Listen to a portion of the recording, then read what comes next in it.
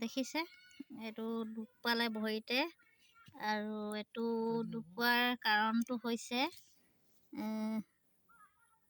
মালিকে জুবিন দা ঢুকোৱাৰ 3 দিনমানৰ পাছত তেওঁ মানে জুবিন দাৰ নামতে গছপুলি এটা ৰুওঁ বুলি গৈছিলে ফাংখন লৈ। তাৰপিছতে কি হ'ল তাৰপৰা কি হ'ল কৈ দিয়াচোন তুমি কি হ'ল কৈ দিয়া আকৌ কথাটো। পুলি লগাব গৈছিলোঁ জুবিন দাৰ নামত, ফাংখন লৈ গৈছিলোঁ। ফাংখনতে মানে ভৰিতে মাৰি পালোঁ। কেনেকৈ মাৰিলোঁ মই নিজেই গম নাপাওঁ, পিছতহে গম পাইছোঁ যে ভৰিত মাৰি দিলোঁ। কিন্তু ভৰিত মাৰিব নালাগিছিলে, গাঁতহে কৰিব লাগিছিলে। মই গাঁতে কৰিছিলোঁ, কিন্তু কেনেকৈ ভৰিত পৰিলে মই নিজেই মানে জুবিন দাৰ কথা ভাবি আছিলে যে গোটেই ক'বলৈ গ'লে দেশৰ হিৰে বিয়পি আছিলে।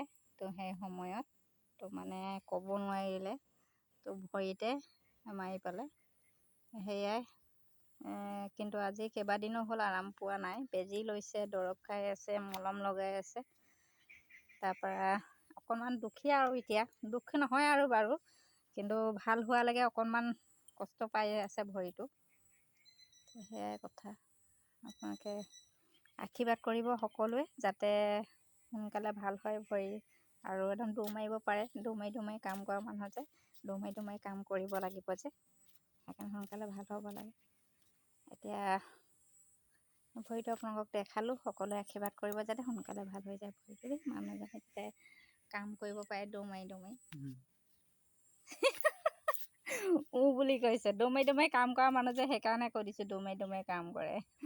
ৰখি নাথাকে যে, ভৰিত দুখ পাইছে তথাপিতো পাত ছিঙিছে। ৰখি থাকিব গ'লেও বহি থাকিবলৈ ক'লেও বহি নাথাকে, পাত ভৰাবলৈ যায়। তো সেইকাৰণে অকণমান এতিয়া আৰাম কৰিবলৈ দিছে। তো আৰাম কৰে নে নকৰে, আৰামটো নকৰে বাৰু, কৈ থাকিব লাগে। এতিয়া অকণমান লেঙুৱাই খোজকাঢ়িছে। দেখিলে মানুহজনক দুখ পাইছে কেনেকৈ। এতিয়া অলপ ভাল পাইছোঁ বাৰু। আগতে আৰু ফুলি গৈছিলে, বহুত ফুলি গৈছিলে। এতিয়া ফুলটো আছে, কমকৈ আছে, বিষটোও আছে। তাতে আজি বেজী লৈছোঁ, 200 টকা লৈছে এটা বেজীত। 5 দিন ল'বলৈ কৈছে।